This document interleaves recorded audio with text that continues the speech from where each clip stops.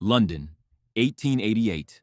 The beating heart of the world's greatest empire, a place of immense wealth and power. But look closer. In the filthy shadows of Whitechapel, something evil is lurking. Streets choked with thick fog, the stench of poverty, and the sharp smell of fresh blood. The autumn of terror has begun. A shadow walks the night. A killer with no face, no name, and no mercy. The world knows him only by one name, Jack the Ripper. He didn't just kill his victims, he butchered them. Between August and November 1888, 5 women were brutally murdered. The Canonical Five: Mary Ann Nichols, Annie Chapman, Elizabeth Stride, Catherine Eddowes, and Mary Jane Kelly. They weren't just killed. Their throats were slashed, and their bodies were mutilated with terrifying precision. The police were horrified. The cuts suggested the killer wasn't just a madman. He knew human anatomy.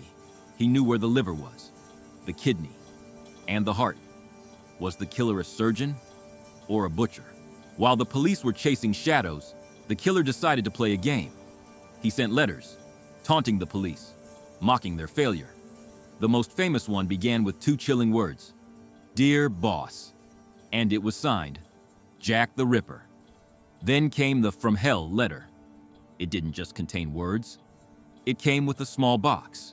Inside was half of a human kidney, preserved in wine. He wasn't just killing. He was performing for an audience, and the whole city was watching in terror. London had the best police force in the world, Scotland Yard, but they were helpless. In 1888, there was no fingerprint technology, no DNA testing, no CCTV cameras.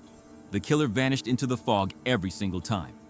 The police arrested dozens of suspects, but had no proof. Panic took over the streets. Mobs attacked anyone carrying a black bag. The police were blind, and Jack was invisible. The police had a list of suspects, but 3 names stood out. First, Montague John Druitt, a lawyer and teacher who committed suicide right after the murders stopped. Did he kill himself out of guilt? Second, Aaron Kosminski, a Polish barber with severe mental illness. Modern DNA tests on a victim's shawl allegedly point to him.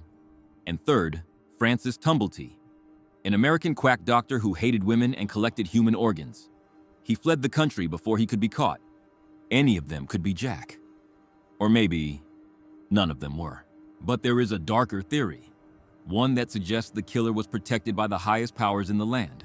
Some say the murders were a cover-up to hide a royal scandal, a secret marriage, an illegitimate child. Was Jack the Ripper working for the royal family? Was he a Freemason, killing according to a ritual? It sounds like fiction, but the police destroyed evidence and closed the case too quickly. What were they hiding? Suddenly, in November 1888, the murders stopped. Just as quickly as he appeared, Jack the Ripper vanished. Did he die?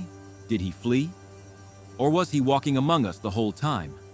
To this day, the case remains open. The streets of Whitechapel have changed, but the legend remains. Jack the Ripper became the first celebrity serial killer in history, a ghost that London can never forget. Because the scariest part isn't that we don't know who he was. The scariest part is, he got away with it.